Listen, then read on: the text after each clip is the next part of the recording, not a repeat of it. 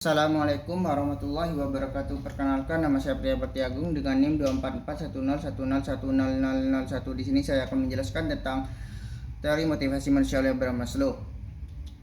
Berbagai proposisi yang harus disajikan dalam teori motivasi manusia oleh Abraham Maslow yang dianggap definitif, yaitu satu, kebutuhan organisme; dua, dorongan lapar; tiga, yaitu memusatkan dirinya pada tujuan akhir. Selanjutnya itu kebutuhan dasar, kebutuhan fisiologis yang dianggap sebagai kebutuhan yang pertama kali.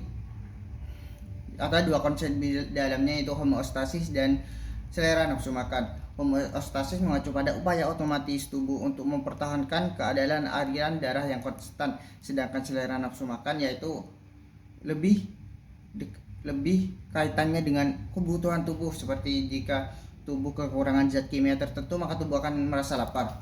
Selanjutnya yaitu kebutuhan rasa aman. Di dalam kebutuhan ini lebih menjelaskan kepada rasa aman terhadap anak dan bayi, karena anak dan bayi butuh rasa aman dari orang tuanya.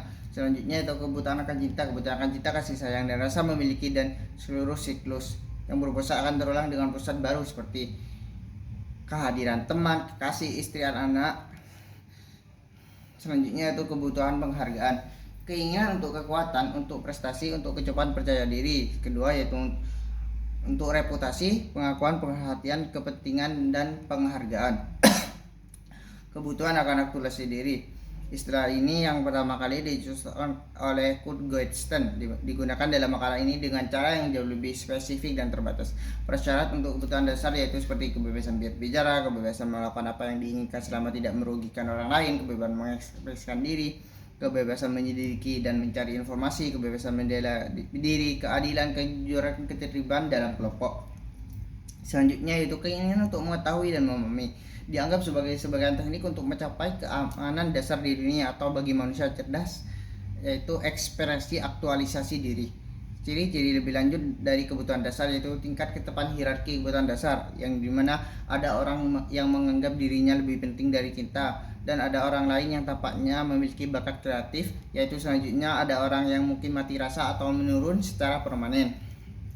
Tingkat kepuasan relatif, di mana pernyataan memberikan kesan bahwa suatu kebutuhan harus terpenuhi 100% sebelum kebutuhan berikutnya muncul. Deskripsi hierarki yang lebih realistis adalah dalam hal persentase kepuasan yang menurun menurun saat kita naik ke hierarki prepotensi.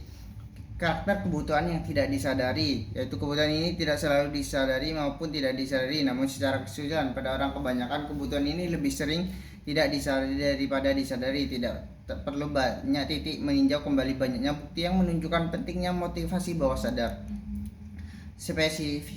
Spesifitas budaya dan generalitas kebutuhan, yaitu untuk memperhitungkan kesatuan relatif di balik perbedaan dangkal dalam keinginan khusus dari satu budaya ke budaya lain. Selanjutnya yaitu berbagai motivasi perilaku, contohnya dapat ditemukan dalam perilaku apapun yang tampaknya dimotivasi secara fisiologis seperti makan atau permainan seksual atau semacamnya. Selanjutnya yaitu banyak faktor penentu perilaku, misalnya satu kelas penentu penting lainnya adalah apa yang disebut dengan lapangan. Secara teoritis, setidaknya perilaku dapat ditentukan sepenuhnya oleh lapangan atau bahkan oleh rangsangan eksternal terisolasi tertentu, seperti dalam asosiasi ide atau refleks terkondisi tertentu. Berpusat pada hewan dan manusia, terlalu banyak temuan yang telah dilakukan pada hewan dan terbukti benar untuk hewan tetapi tidak untuk manusia. Selanjutnya yaitu motivasi dan patogenesis, yaitu keinginan untuk es krim mungkin sebenarnya merupakan ekspresi tidak langsung dari keinginan untuk cinta. Selanjutnya yaitu peran kebutuhan yang terpenuhi. Telah ditunjukkan di atas beberapa kali bahwa kebutuhan biasanya muncul hanya ketika kebutuhan yang lain penting telah terpenuhi. Dengan demikian, kebutuhan berhenti memainkan peran tertentu pengorganisasian aktif segera setelah kebutuhan tersebut terpenuhi.